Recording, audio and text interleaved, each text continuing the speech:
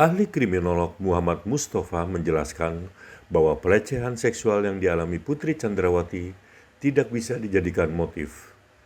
Hal ini lantaran belum cukupnya alat bukti yang mengarah ke arah pelecehan seksual. Hal ini disampaikan oleh Mustafa saat berikan keterangan di sidang lanjutan 5 terdakwa Ferdy Sambo, Putri Chandrawati, Richard Eliezer, Ricky Rizal, dan Kuat Maruf di Pengadilan Negeri Jakarta Selatan pada Senin 19 Desember 2022. Saksi Melanjutkan untuk kriminologi. Silahkan. Izin.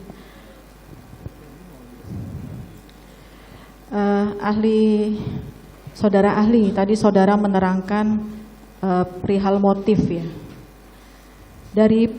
Dari berbagai macam motif, tadi kan motif mengenai harkat dan martabat, motif persaingan percintaan, bisnis, terus apa lagi satu lagi tadi?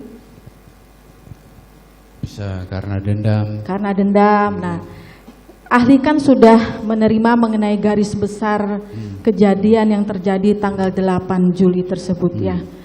Menurut ahli, untuk motif dari berbagai motif ini, bisa nggak motif dari jangka waktu yang sudah diterangkan oleh dalam garis besar itu, kejadiannya sekitar berapa menit itu, bisa nggak motif pelecehan seksual itu menjadi motif dalam perkara ini yang utama? Ya, bisa sepanjang dicukupi dengan bukti-bukti.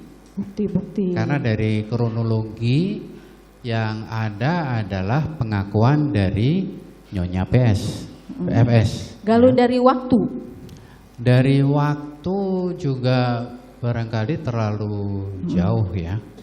Karena yang menarik begini, bagi seorang perwira tinggi polisi, dia tahu kalau peristiwa perkosaan itu membutuhkan bukti dan saksi. Ya. Satu alat bukti tidak cukup dan harus ada visum yang diperoleh. Tapi tindakan-tindakan itu tidak dilakukan. Tidak dilakukan. Meminta kepada Putri untuk melakukan visum agar supaya kalau mengadu kepada polisi alat buktinya cukup. Jadi tapi kalau memang tidak dilakukan. ada dari artiannya kalau tidak ada alat bukti berarti tidak bisa menjadi Tidak motif. bisa, Begitu bisa. ya.